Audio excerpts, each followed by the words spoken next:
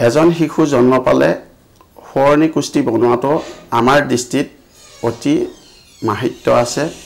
কাৰণ মানুহজনৰ জীৱনত যেতিয়া মানে সোঁৱৰণীখন বনাব তেতিয়া হলে সেই মানুহজনৰ লাইফষ্টাইলটো কি ধৰণে গুছি যায় সেই কথাটো আমি সেই সোঁৱৰণীৰ বা কুস্তিৰ জৰিয়তে জানিব পাৰি কাৰণ জ্যোতিষটো হল এটা মানে মানুহৰ জ্ঞানৰ চকু সেই মানে কুস্তিখন বনালে আমি মানুহজনৰ বলে কাৰ দখা পৰিছে কি পৰিছে সেইটো বস্তু চাব পাৰি যেনেকৈ আমি কুস্তিখন বনালে ডক্টৰ এজনৰ ওচৰত গলে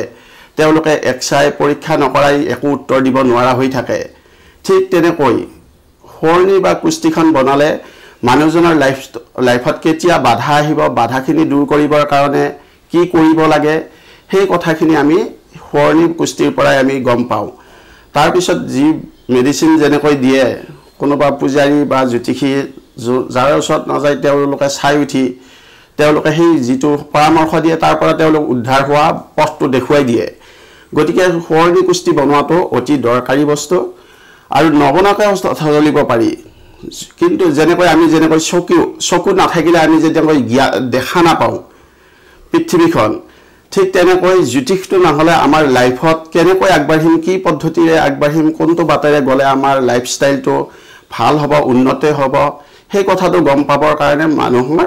সোঁৱৰণী কুস্তি বনোৱাটো নিতান্তই দৰকাৰী বুলি আমি ভাবো